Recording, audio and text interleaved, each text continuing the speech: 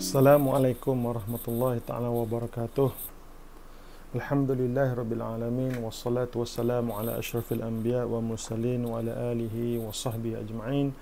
Subhanaka la ilma lana illa ma 'allamtana innaka antal alimul hakim. Rabbi shrah li sadri wa yassir li amri wahlul 'uqdatam min lisani yafqahu qawli, amma ba'd.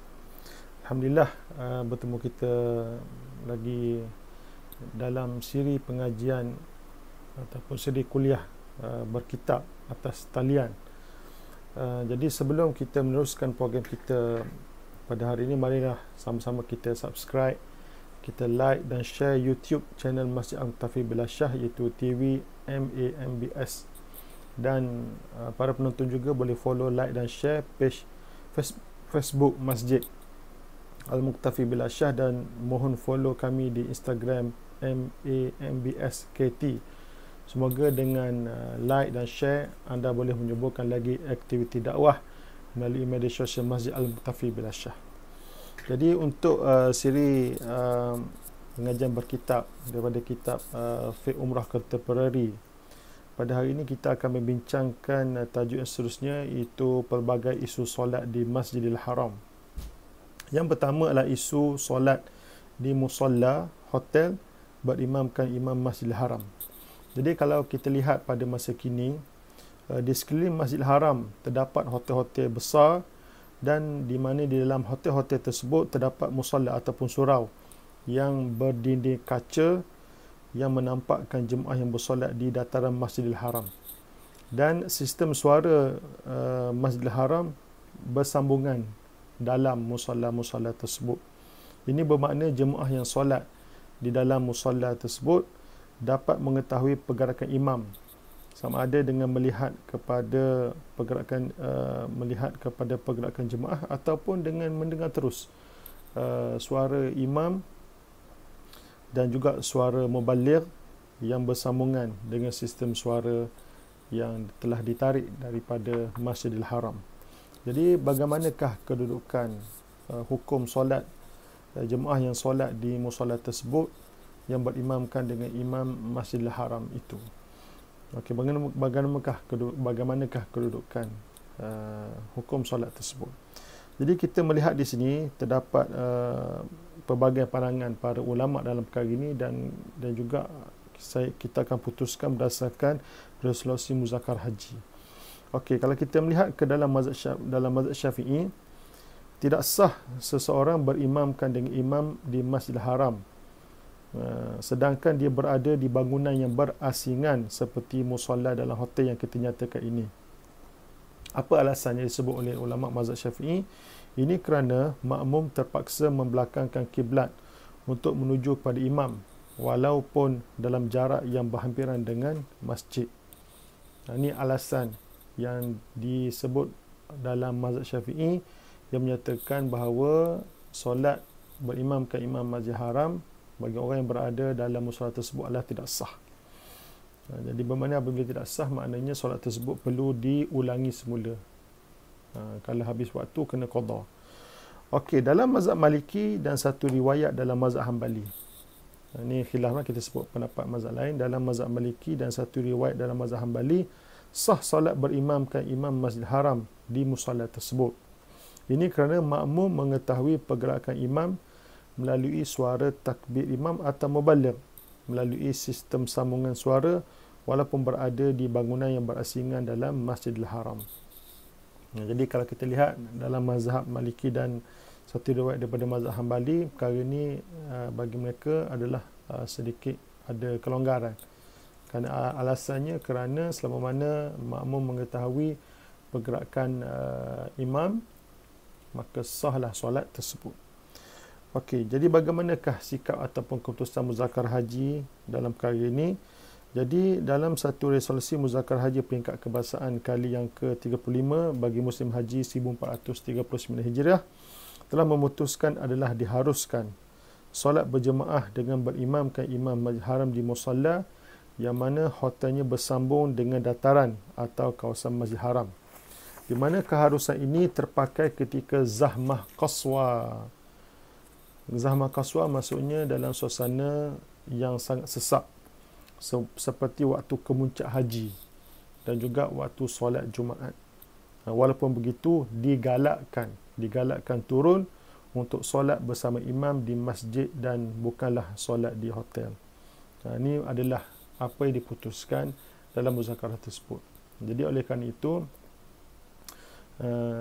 mengikut muzakarah ini bahawa jemaah kenalah mengambil sikap berhati-hati, kerana dalam perkara ini kalau kita lihat bahawa muzakarah haji mempertimbangkanlah dua-dua pendapat ini, bahawa khususnya ketika kesesakan yang teruk yang biasanya berlaku pada musim haji, kemuncak musim haji, dekat-dekat dah nak sampai kepada hari wukuf, maka suasana di Masjid Haram begitu padat sekali. Maka ketika itu maka bolehlah solat di musalla tersebut dan sah solatnya itu. Namun dalam keadaan biasa, untuk mengambil sikap berhati-hati, maka jemaah hendaklah turun ke bawah solat di dataran, paling kurang di dataran, ataupun di lobi-lobi hotel pun dibolehkan lagi. Yang terbaiknya masuk terus ke dalam Masjid Haram, supaya kita solat kita tu kita lakukan dalam keadaan yang jelas dan kita akan rasa puas hati. Okey, itu isu yang pertama. Isu yang kedua adalah solat dalam keadaan bersesak. Okey, apa isu yang berlaku sebenarnya? Solat dalam keadaan kesesakan yang melampau, khususnya di kawasan yang ramai orang. Okey, di mana disebut di sini, dalam keadaan tertentu berlaku suasana kesesakan yang teruk di Masjidil Haram. Di mana sebenarnya telah dinyatakan tadi, suasana yang sesak biasanya berlaku pada kemuncak haji. Di mana jemaah terpaksa melakukan solat dalam keadaan bersempit sehingga tidak mempunyai ruang untuk rukuk ataupun sujud. Kerana kita tahu dalam keadaan asas solat ini, rukuk dan sujud merupakan rukun-rukun solat yang perlu dilaksanakan.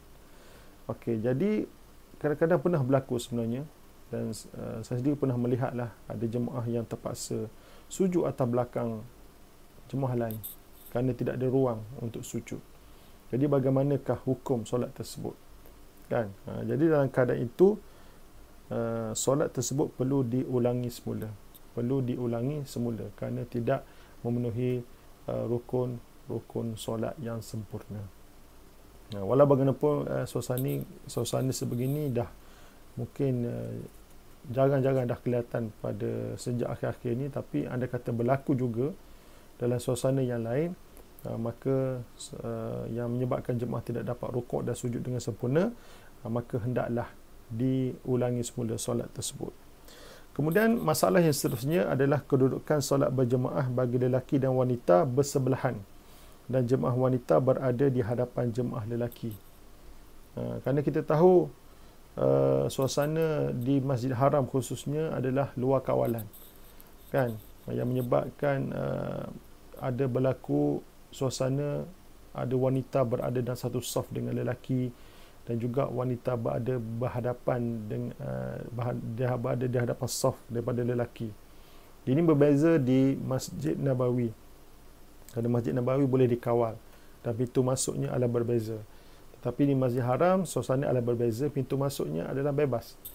Dan walaupun kita melihat petugas Masjid Haram juga berusaha untuk nak memastikan tidak berlaku suasana ini, tetapi apabila keadaan yang luar kawalan, jemaah datang dengan begitu ramai sekali, jadi menyebabkan suasana luar kawalan ini berlaku. Jadi bagaimanakah kedudukan solat yang yang dalam suasana sebegini?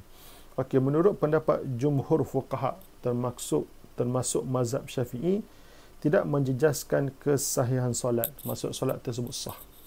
Bila dikatakan solat tersebut sah, maknanya solat tersebut tidak perlu diulangi semula ataupun tidak perlu diqadha kalau sudah habis waktu. Sah solat tersebut. Maknanya jika berlaku percampuran antara dalam saf antara lelaki dan wanita, sama ada dalam satu saf yang sama ataupun bersebelahan, ataupun wanita berada di hadapan, maknanya dari segi solat tetap sah. Walau bagaimanapun, kedudukan hukum dari sudut fadilat atau kelebihan saf adalah terjejas. Maksudnya fadilat kurang daripada yang biasa. Okey, jadi oleh itu jemaah dinasihatkan agar mencari tempat yang sesuai untuk menunaikan solat di Masjidil Haram. Jadi oleh kerana itu jemaah kena merancanglah pergi awal ke masjid, lelaki cari tempat lelaki, wanita cari tempat wanita, supaya kita dapat melaksanakan solat dengan lebih sempurna.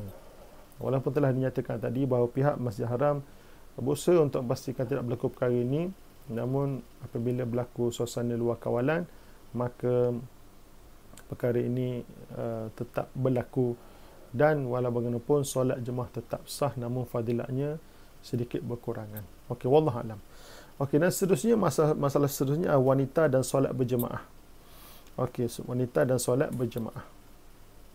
Okey, yang pertama, Islam mengharuskan jemaah wanita pergi ke masjid untuk menunaikan solat berjemaah dengan syarat-syarat yang tertentu. Walaupun ada keharusan ini, namun dalam suasana yang terlalu sesak. Suasana terlalu sesak semana yang telah disebutkan tadi biasanya berlaku pada musim haji. Pada musim haji adalah lebih baik bagi wanita berada di penginapan mereka. Jadi pihak tabung haji mencadangkanlah dalam suasana yang terlalu sesak, yang padat, khususnya pada musim haji, jemaah wanita dinasihatkan adalah solat di penginapan mereka saja. Ini kerana adalah untuk menjamin kehormatan dan keselamatan mereka ketika berada di Mekah. Dan mereka juga dilarang berada dalam saf lelaki ketika solat. Ini berkaitan dengan isu tadilah. Dilarang tu, walaupun dilarang, namun solat tetap sah, namun fadilatnya berkurangan. Okey, jadi dalam suasana kesesakan dinasihatkan wanita supaya solat di penginapan sajalah. Okey. Kemudian seterusnya wanita dan solat Jumaat. Okey, berhubung dengan solat Jumaat pula, wanita tidak diwajibkan menunaikannya. Kerana kita tahu di Malaysia pun kita tengok memang boleh dikatakan hampir tiada lah. Hampir tiada, ataupun kalau ada pun dalam suasana, dalam keadaan musafir, wanita menunaikan solat Jumaat. Itu kita tahu hukumnya. Namun walaupun begitu, di Masjid Haram ni, di Mekah ataupun di Madinah ni, biasanya oleh kerana dah jadi satu kebiasaan, wanita sama-sama lelaki pergi menunaikan solat fardu secara berjemaah. Maka termasuklah pada hari Jumaat mereka juga nak pergi. Okey, jadi bagaimanakah kedudukannya walaupun solat Jumaat tidak diwajibkan ke atas mereka? Namun oleh kerana suasana trend pergi solat berjemaah berlaku di Mekah ataupun di Madinah, maka wanita pun nak pergi. Okey, jadi berhubung dengan solat Jumaat pula, asasnya wanita tidak diwajibkan menunaikannya. Itu kita telah disebutkan tadilah. Namun jika solat Jumaat dilakukan oleh wanita, solat Zuhur tidak perlu dilakukan lagi. Tidak perlu dilakukan lagi kerana sudah terlepas kewajipan tersebut.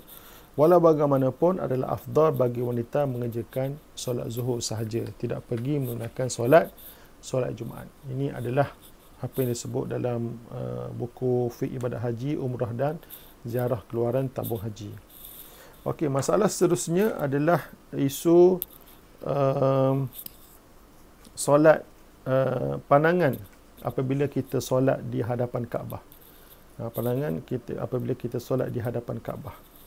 Okey, kalau kita tahu dalam keadaan biasa, solat ni apabila kita solat, kita afdal kita melihat ke tempat sujud kita, ke tempat sujud kita. Itu adalah hukum asalnya. Tapi apabila di hadapan Kaabah ni timbul isu kerana ada pendapat yang mengatakan melihat kepada Kaabah ni mendapat pahala. Melihat kepada Kaabah mendapat pahala. Yang dikeluarkan dalam satu hadis kan. Hadis yang masa memandang tu saja, memandang Kaabah dikira sebagai ibadat dan mendapat pahala dia. Okey. Jadi apabila seseorang tersebut solat di hadapan Kaabah, manakah yang afdal dia pandang, melihat kepada tempat sujud ataupun melihat kepada Kaabah? Okey, jadi menurut pendapat yang muktamad dalam mazhab Syafi'i, sunat memandang ke arah tempat sujud. Jadi tetap afdal melihat ke tempat sujud walaupun kita solat di hadapan Kaabah. Kecuali ketika bertasyahud dalam tahiyat awal dan akhir. Jadi apabila kita bertasyahud dalam tahiyat awal dan akhir, sunat dilihat kepada jari telunjuk kanan ketika ia diangkat. masuk ketika asyhadu alla ilaha illallah. Illallah tu maksudnya diangkat jari tersebut, maka sunat dilihat kepada jari telunjuk kanan tersebut apabila kita angkat, bila kita sebut illallah. Jadi maknanya dalam mazhab Syafi'i pun, walaupun kita solat di hadapan Kaabah sekalipun, maka tetap sunat kita melihat ke arah tempat sujud. Jadi maknanya kita fahami di sini bahawa sunat melihat kepada arah Kaabah tersebut adalah ketika kita berada di luar daripada dalam suasana solat. Okey, kemudian saya sambung isu yang lain pula, walaupun tidak disebut dalam kitab fiqh umrah contemporary, tapi saya sebut isu ini dalam kitab fiqh haji contemporary. Fiqh haji contemporary juga karangan saya. Ada isu-isu lain yang berkaitan dengan perkara solat ni yang terkini, yang saya tak sempat masukkan lagi dalam buku fiqh umrah contemporary, iaitu solat di anjung tinjau Menara Jam Mekah. Maksudnya di clock tower di atas sana, kerana kita tahu sejak tahun lepas ataupun 2 tahun lepas, pihak Masjid Haram ataupun pihak hotel telah membuka lawatan untuk jemaah naik sampai ke tingkat atas, naik ke tingkat atas di menara tinjau, menara jam tersebut, yang mana apabila berlaku ziarah tersebut, tiba-tiba masuk waktu solat. Dan memanglah apabila kita duduk di sana, bila waktu solat memang kita dapat dengar azannya, kerana juga dipasang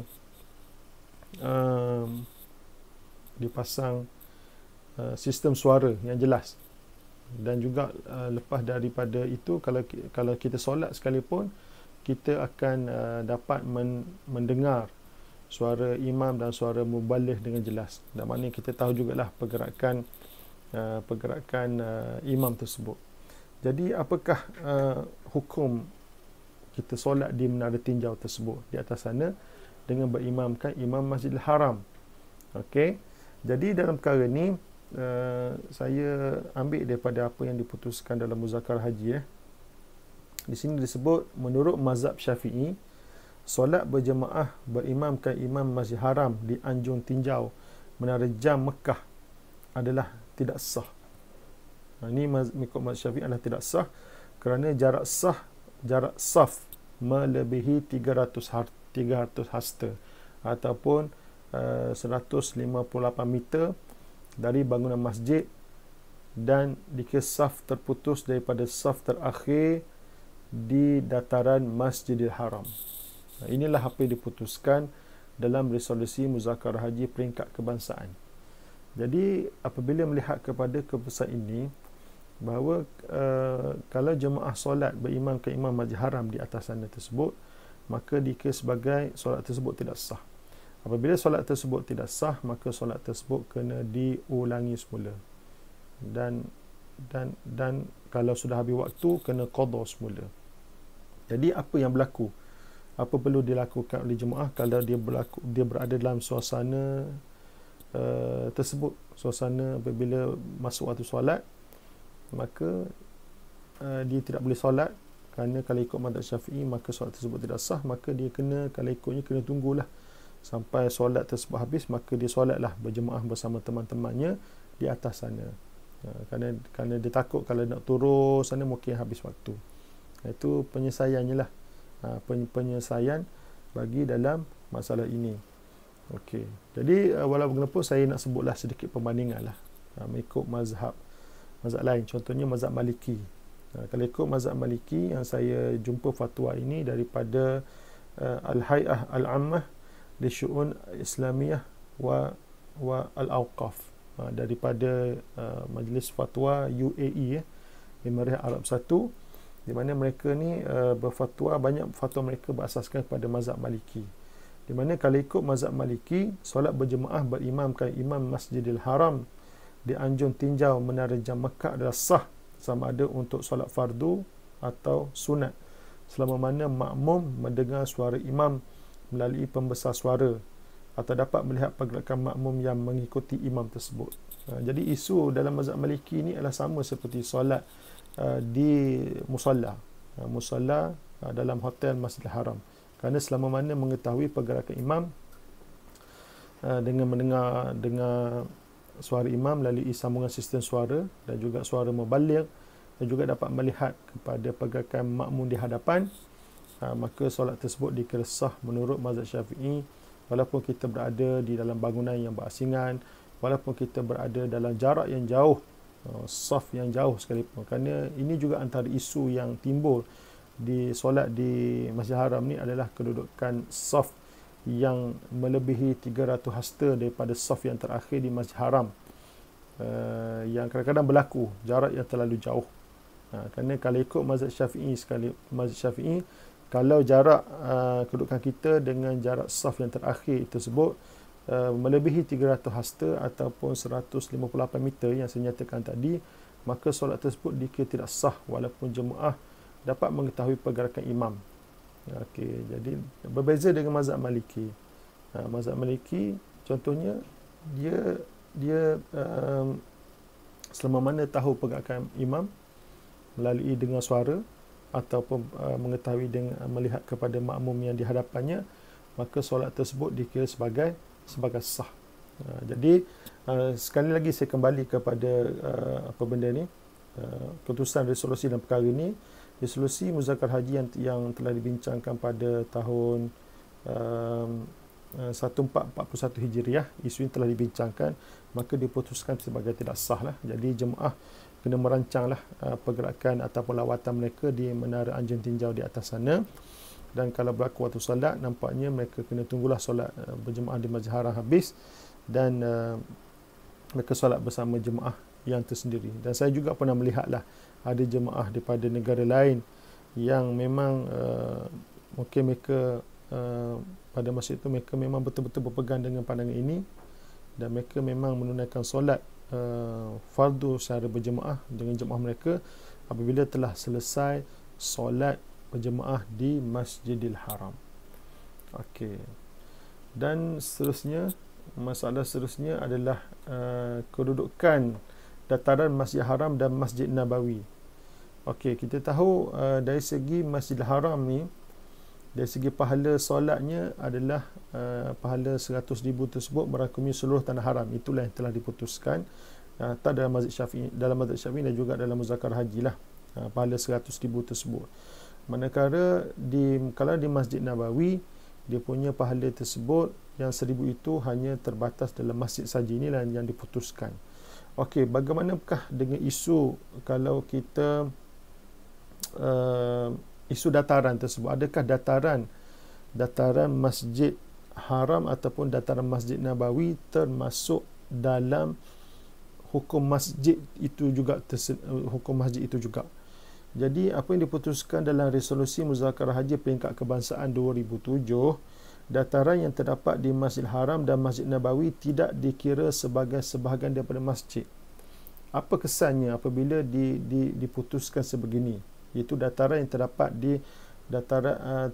di Masjid Haram dan Masjid Nabawi tidak dikira sebagai sebahagian daripada masjid. Kerana kita lihat apabila berlaku kesesakan jemaah solat di dataran, dan juga sama ada di Masjid Haram ataupun Masjid Nabawi, kalau kita lihat dari segi solat tidak jadi isu sebenarnya. Solat fardu tersebut tidak ada isu, kerana mereka solat tersebut tetap sah kerana bersambungan saf selama mana tidak jarak tersebut tidak lebih daripada 300 hasta lah sebenarnya yang dinyatakan sebelum ini. Isunya adalah tentang kedudukan solat tahiyatul masjid dan juga kedudukan wanita dalam haid. Okey, jadi kalau kita lihat apabila telah diputuskan bahawa dataran tersebut tidak dikira sebagai pada masjid, maka wanita haid boleh berada di dataran tersebut. Itu yang pertama. Kemudian bagaimanakah kedudukan solat tahiyatul masjid di dataran tersebut? Maka apabila disebut perkara tersebut, apabila diputuskan bukan dikira sebagai pada masjid, maka solat tahiyatul masjid tidak sah dilakukan kerana dilakukan dalam masjid. Dan satu lagi, isu i'tikaf. Itikaf adalah hendaklah dalam masjid. Jadi bermakna itikaf, kalau itikaf di dataran tidak sah. Inilah kesannya lah apabila telah diputuskan bahawa dataran di Masjid Haram dan Masjid Nabawi tidak termasuk dalam sebahagian daripada masjid. Jadi saya ingat itulah sebahagian daripada hukum hakam solat di Masjid Nabawi, Masjidil Haram, dan kita juga sebut sebahagian daripada Masjid Nabawi sallallahu alaihi wasallam. Jadi saya rasa sebagai penutupnya, sama-samalah kita mencari saham akhirat dengan menyumbang ke tabung pengurusan Masjid Al-Muktafi Billah Shah melalui nombor akaun yang tertera di bawah ini. Jadi itu saja untuk pertemuan kita pada kali ini. Panjang umur kita bertemu lagi dalam kuliah yang berikutnya atas talian. Aku liqauli hadza wa astaghfirullahalazim li wa lakum. Wabillahi taufiq wal hidayah. Wassalamualaikum warahmatullahi taala wabarakatuh.